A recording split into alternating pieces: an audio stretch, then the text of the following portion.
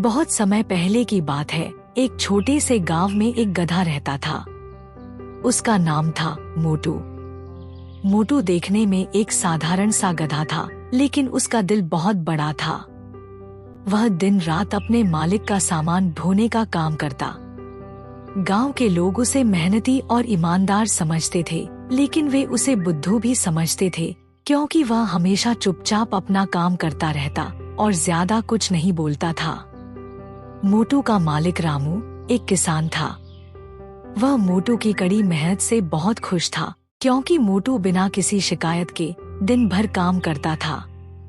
लेकिन कभी कभी रामू उसे डांट भी देता। मोटू, तुम बहुत धीमे हो, थोड़ा तेज चलो। मोटू यह सुनकर भी कुछ नहीं कहता और अपना काम करता रहता। एक दिन रामू ने सोचा, मोटू तो बहुत अच्छा काम करता है, लेकिन लोग इसे बुद्धू समझते हैं। मुझे इसे कुछ समझाना चाहिए ताकि वह थोड़ा और समझदार बन सके। रामू ने मोटू को कुछ सिखाने की सोची, परंतु वह यह नहीं जानता था कि मोटू पहले से ही बहुत समझदार है। गांव के पास एक बड़ा जंगल था। जंगल में बहुत सारे जानवर रहते थे और उनमें से कुछ जानवर मोटू को देखकर उसका मजाक उड़ाते थे। बंदर कहता, अरे मोटू, तुम तो बस सामान ढोने के लिए बने हो, तुम्हारी जिंदगी बहुत बोरिंग है। हिरण कहता, तुम्हें दौड़ना भी नहीं आता, कितना धीमा चलते हो। और तोता तो हमेशा चिढ़ाता, मोटू, तुम कभी कुछ नया क्यों नहीं सीखते। मोटू यह सब सुनता, लेकिन वह शांत रहता। वह जानता था कि उसका काम ही उसकी पहचान है और उसे अपनी मेहनत पर गर्व था। एक दिन गांव में मेला लगा। रामू ने सोचा, क्यों न इस बार मोटू को भी मेले में ले जाऊं। वह भी थोड़ा घूमेगा और खुश हो जाएगा। रामू ने मोटू को अच्छे से सजाया और मेले में ले गया। मेले में बहुत सारे जानवर आए थे, घोड़े, ऊंट, बकरी और बैल। सभी जानवरों की खूब तारीफ हो रही थी, लेकिन मोटू के बारे में लोग कहते, यह तो सिर्फ सामान ढोने का गधा है, इसमें ऐसा क्या खास है। मोटू सब कुछ सुन रहा था, पर उसने बुरा नहीं माना। वह जानता था कि हर किसी की अपनी खासियत होती है। वह बस चुपचाप खड़ा रहा और मेला देखता रहा। अचानक मेले में हंगामा मच गया। गांव के लोग भागने लगे और जानवर इधर उधर दौड़ने लगे। एक शेर मेले में आ गया था। शेर भूखा और गुस्से में था और लोग डर से इधर उधर भाग रहे थे। मेले में कोई भी शेर का सामना करने की हिम्मत नहीं कर रहा था।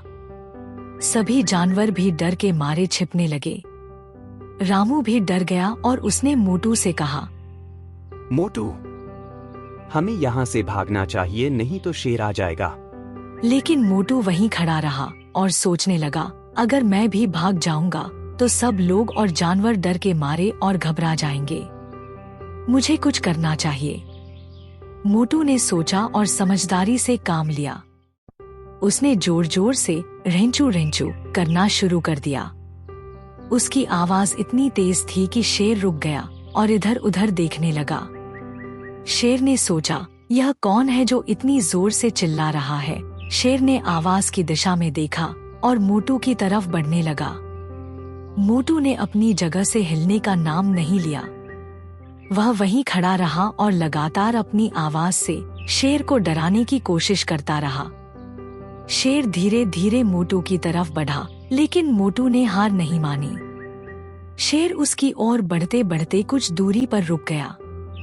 शेर ने सोचा, यह गधा इतनी हिम्मत के साथ खड़ा है, शायद इसके पास कोई ताकत है।